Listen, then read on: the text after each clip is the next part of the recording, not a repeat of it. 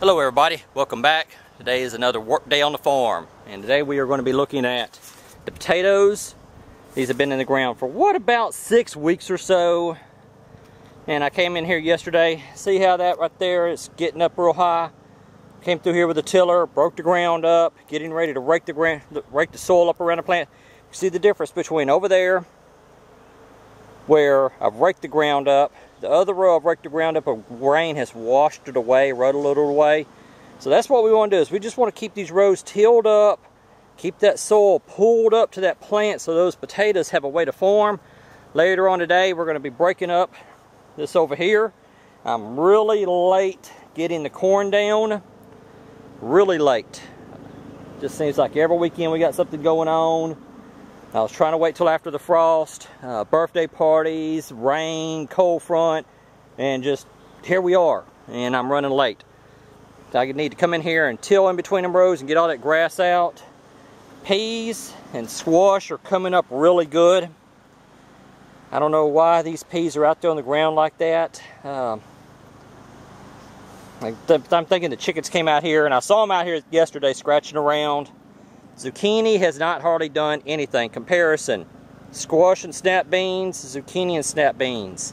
And they just haven't, the zucchini has not done hardly anything, and I don't know why. I don't know if something came out here digging them up. See, we got a little zucchini coming up there.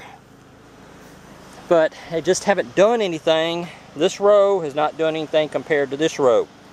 So I've got some zucchini and beans on to soak. They're sitting out in the sun underneath some cloth with some water, help kickstart them.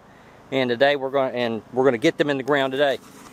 One thing that I messed up on was I put my squash, zucchini, snap beans on to soak, and you're like supposed to plant them the next day or that day, and mine set for almost a week, like 5 to 6 days, and that's just, I totally just screwed that project up.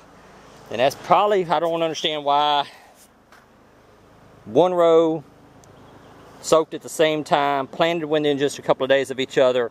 One's doing really good, one's not. So I don't understand what's going on there. Anyway, like I said, we're going to come in and till this up, get that grass out of there. Then we're going to come in and break up 2 more rows. We're going to do a row of okra, or 2 rows of okra, some corn, and then we're going to be planting watermelons out here on this outside. We've got the dirt raked up around the potatoes.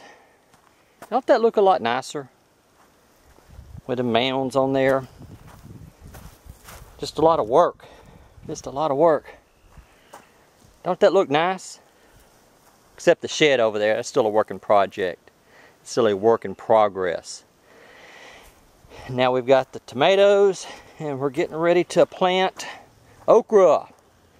Got a row tilled up, triple 13 spread on there. Tilled the triple 13 in. Now we're getting ready to plant. And we got some bell peppers. My wife's got some bell peppers. I'm going to talk to her. I need to see if she wants to go ahead and plant these. Got some fire ants down here. Hey, Christy, yeah. Do you want to go ahead and plant your bell peppers?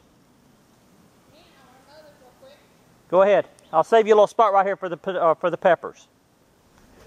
Okay, so like the tomatoes, we're just going to step back and give the bell peppers a little bit of room and get that okra planted.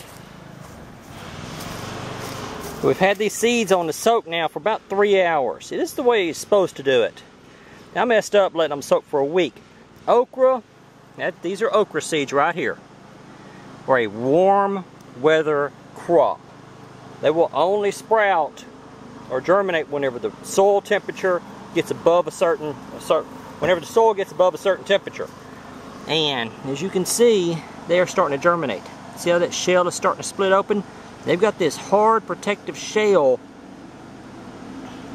that it takes a little while, warm water and warmth, and these will start germinating and the shell will crack open. See, like that one right there? And what will happen is if you plant them before they're ready, before the soil is at a certain temperature, they'll just sit there.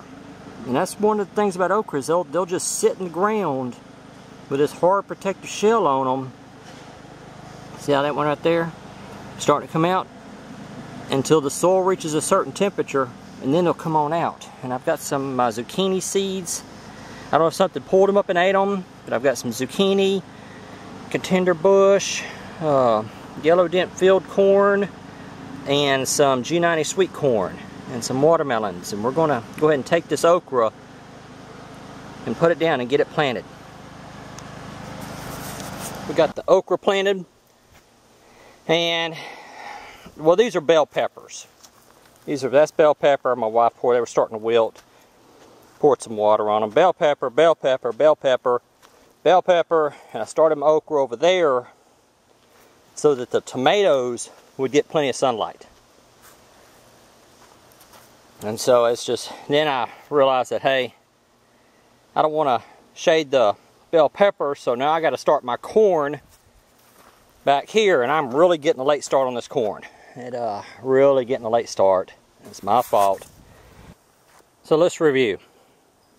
A couple of bell peppers, row of okra, row of field corn for us to eat, and probably let some of it dry, and use a corn cracker for the chickens, and then G90 sweet corn.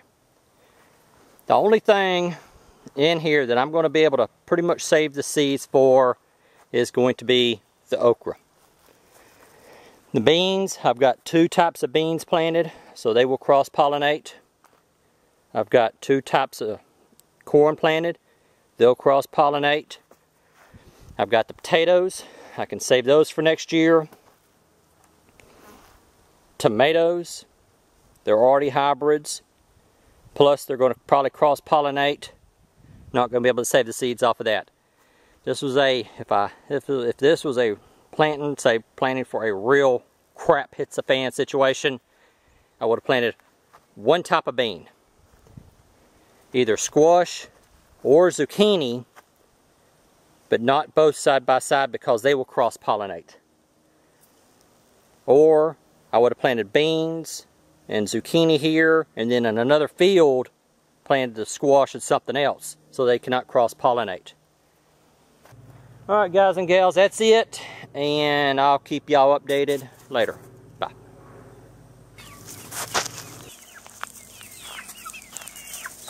Oh yeah, one more thing before I sign off for the day. Show y'all my new chicks. Okay, y'all know about the chicks here. These are a little over 2 months old. Rhode Island Red, Buff Orpington, Barred Rock, Australorp, Barred Rock. All these are right at 2 months old. There's one of my wife's buffs. And they sure have grown over the past 2 months. And look what we got here. We got a Rhode Island Red and an Australorp. What? They want to get in there and get that food. I know what they're wanting to do. Okay, so y'all may be saying, all right, well, so what? You got 3 more chicks. To go along with our buff rooster, that Australorp there is a rooster. So that's going to give us 2 roosters for right around 30-something chickens. And because chickens do not do well with each other, do not do well by themselves, I bought my Australorp stud there, 2 Rhode Island hens, to get him started on his little harem. But I got to keep them in here because the big chickens will bully them. I'm going to get a tarp and put over that. And this is where they usually spend their days at, just like the other chicks.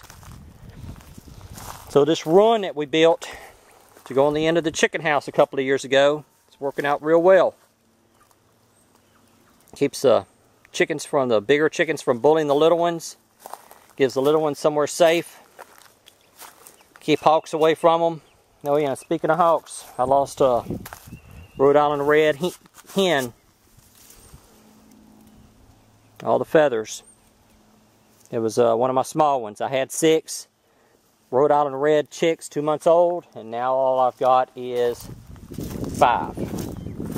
So while I wasn't looking, something came in here and got one of my chicks. Alright, so guys and gals, that's it, and I will talk to y'all later.